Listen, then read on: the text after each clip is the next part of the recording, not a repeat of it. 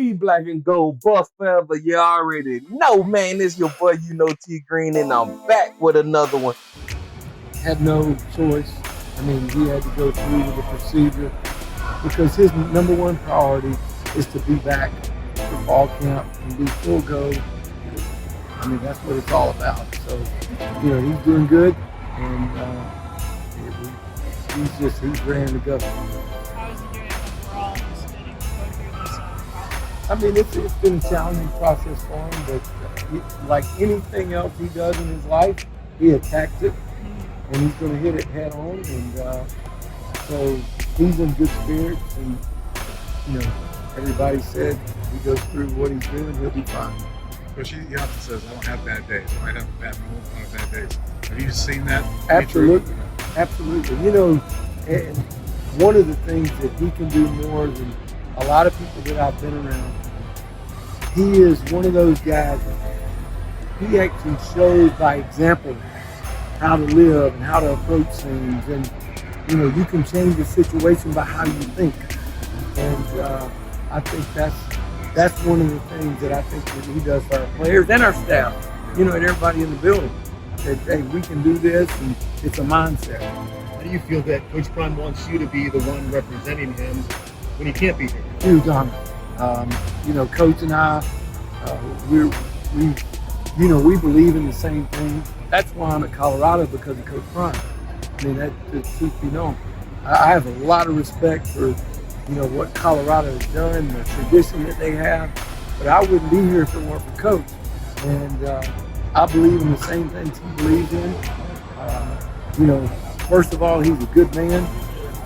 He has a crystal clear vision of where he wants this program to go, and he has conviction about what he believes in.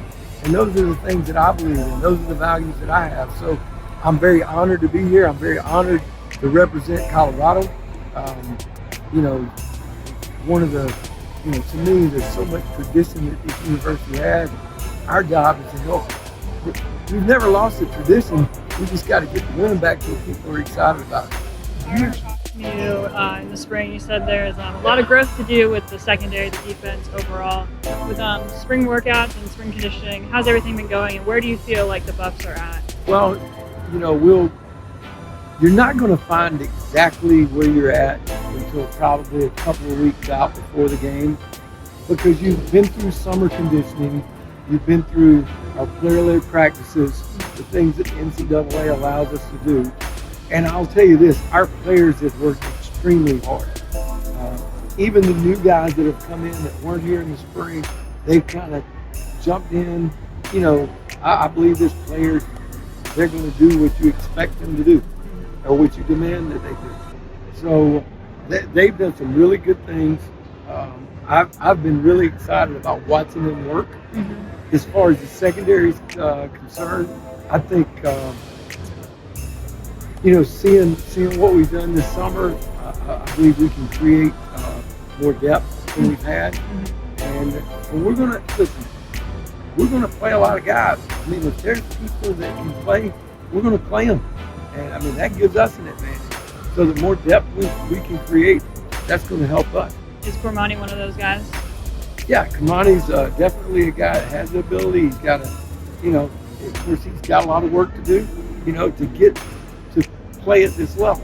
And Coach Prime will be the first to tell you, it's not about what you do out there, it's how you do it.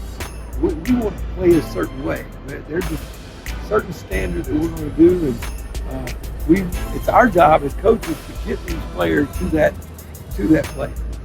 Is there any nerves about Travis playing on offense, or are you excited to see how? I believe you play your best play, and you can't have reservations, about playing. I mean, if he helps us win football games, let's play him, because that's what it's about. And it's just like in practice. You have to practice a certain way. You can't worry about, well, he may get hurt. Well, you're not going to develop if you don't practice. So I think that's the way we approach it. Seeing Travis and Shedeur at an event like this, where every team around the conference bring in their best guys, and there's a lot of stars in this conference. Does it kind of give you confidence that when you look at Shedeur and Travis, they kind of match up with all the other stars in this conference? Absolutely. I take Shedeur. I'm glad he is our quarterback. I mean, you look at his numbers, where he's at. You look at him as a player in the field, of what he does. He's got great command of our team. All right, he can execute the offense. He's very bright. He makes really good decisions. So, and if you look at his numbers compared to everybody else across the country, listen, he can't help who he was playing against. All he did was complete passes and threw for a lot of yards and won a lot of football games. And that's one thing that when you look at as a quarterback, if you're a winner, I mean, that affects the rest of the team.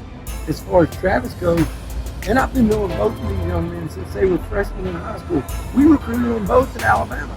Yeah, I can remember Shedeur and Travis coming to camp. In fact, Travis and I just got finished talking about that. First time he came to Alabama on a visit. So we recruited them there. That's what kind of players they are.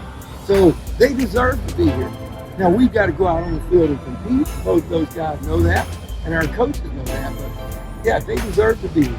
We're seeing Michael Harrison kind of move into a tight end. Overall, what does that position look like, and what does Tim Russo kind of do to kind of resolve maybe the lack of depth there? Yeah, well, I think you know, Coach Drew's always done a good job of finding a guy, or finding guys, and taking what they can do the best and making them really good players. He did it when we were together at Florida State. He did it when I coached against him at Florida. So I have no doubt that, you know, he will take those guys and he'll mold them into what we need them to be. I feel like that position will, you know, we got some growth to do, but we'll get to where we want to get to. I imagine Alabama is where they feed off the next segment of this conference, and that plays a lot in how good Alabama is. So how can that translate here with Coach Prime, his confidence? Do you think that that's a big part of how this team is going to play? They take on his personality? Absolutely. I think you see every team in the country take on the personality of their head coach. And there are a lot of similarities between Coach Prime and Coach Saban. I mentioned to begin with, both of them are very good men. All right, and the players know that. And they have high standards. And they're not going to lower their standards. So that's what happens. That's how you bring people up. When you set your standards here, everybody's got to come up to that standard.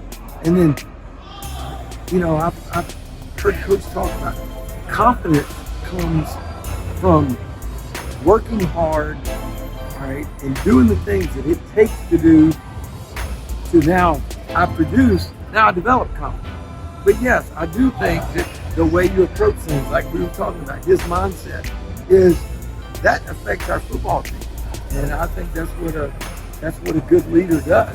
And I think he's shown that throughout his whole career. Not just since he's been at Colorado. You're looking at the work of his entire career, of everything he's done, all right, and the people that have followed him. I just think, but I think that's a good correlation. I asked Lincoln Riley this earlier, just kind of about how they last year kind of overhauled their roster with the transfer portal. You guys have done a similar thing this offseason at CU, maybe to even more an extreme extent. But he kind of admired the way you guys have done things and just said, look, those are the rules. Does that kind of make you guys feel good about what you've done, that the peers around the conference are saying, yeah, you guys are doing the right thing and we're with the roster? We didn't make the rules. The rules are what they are. And like I said, when Coach Brown came in, he made it crystal clear of what his vision was and what we were going to have to do to get Colorado football back to the place that it needs to be. That being said, all we did was, you know, we did what we needed to do to go out and get some players. There's been some criticism there. I'm sure Coach doesn't care about the criticism. Coach doesn't worry about anybody else's house. He worries about our house. But that being said, when you do get that criticism, what you're doing is you're taking away from those young men that decided to come to Colorado, all right, where they felt like they could help create more value for themselves by coming there. Now you take the focus off of them. They've come in, they've worked extremely hard, they've done everything we've asked them to do, and sometimes it's just good. It's good for guys to have a change, you know, and it's good for us. Our job is to make sure we bring them together as a team, and that's one of the things that I believe that one of the gifts that Coach Prime has is he brings people together, you know, and he's got a plan for that, and he'll do that. Before taking this job, what's the furthest west you had lived previously? Is that The Arkansas? furthest west, Arkansas. Okay. Yeah. Did you think that your coaching career would take you to Colorado at some point, or No. what's it been like kind of transitioning you to a different part of the country? You know, I did not think that I would come this far west. I had a chance a couple of times when I was at Florida State. I was offered a couple of jobs out on the West Coast, but at that time, you know, I didn't think it was the best time to move. I didn't know it was going to be Colorado. I always had a ton of respect for this place, but the one thing that I found out is when you move to different parts of the country, and even for your kids and your family, they see a different culture. They see people that are different than them. They grew up different than them. So they learn to appreciate that. I learned that when I was coaching in Louisiana. We lived in South Louisiana. So my kids, my oldest two daughters, they learned a lot about the Cajun culture and all the different things that were not just football, just living. And that's what I'm excited about. It's been neat. I get to drive to work every day in the Boulder and see that. Are you kidding me? And a lot of people ask me, you know, at your age, why would you want to move? I mean, it's a great opportunity, and it's a great part of the country. We've loved it since we've been here. And, you know, now the biggest thing we got to do is win. I have to.